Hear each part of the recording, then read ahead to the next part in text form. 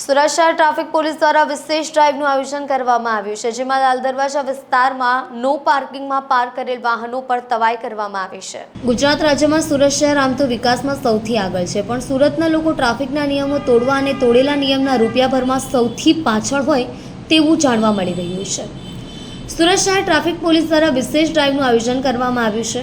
આજરોજ 35થી વધુ ટીમો બનાવી ડ્રાઇવ ચલાવવામાં આવી રહી છે। લાલ દરવાજા વિસ્તારમાં નો પાર્કિંગમાં પાર્ક કરેલ વાહનો પર તવાઈ કરવામાં આવી છે। 1500થી વધુ નો પાર્કિંગમાં પાર્ક કરેલ વાહનોને લોક મારવાની કાર્યવાહી કરવામાં આવી હતી।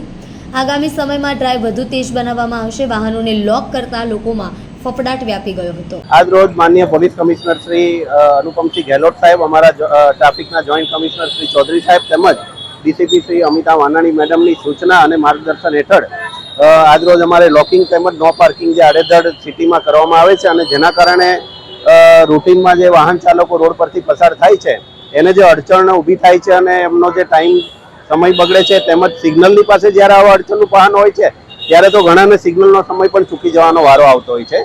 તો આવા એરિયા અમે અમારા પોતપોતાના ટ્રાફિક એરિયામાં આઈડેન્ટિફાઈ કરી આજે ક્રેન તેમજ અલગ અલગ ટીમો 7 થી 8 પોલીસની એક ટીમ રચી અને અધિકારીને સાથે રાખી અમે આજરોજ લોકિંગની કાર્યવાહી કરી છે। આજરોજ આપ જોઈ શકો છો કે આજરોજ અમે દિલ્હી ગેટથી લાલ દરવાજા તરફ જતા રોડ પર જે સાઈડ પર બધા ગેરેજવાળા પોતાના વાહનો પાર્ક કરી અને રિપેરિંગ કામ કરીને અડચણનું ઊભી કરતા હતા, એ લોકો વિરુદ્ધ આજે સખ્ત કાર્યવાહી કરવામાં આવી છે અને લોકિંગની કામગીરી કરવામાં આવી છે। આવનારા દિવસોમાં પણ આ પ્રકારની અલગ અલગ ડ્રાઇવની અમે કામગીરી કરીશું, જેના કારણે લોકોની ટ્રાફિકની સમસ્યામાં ઘણી રાહત મળી શકે।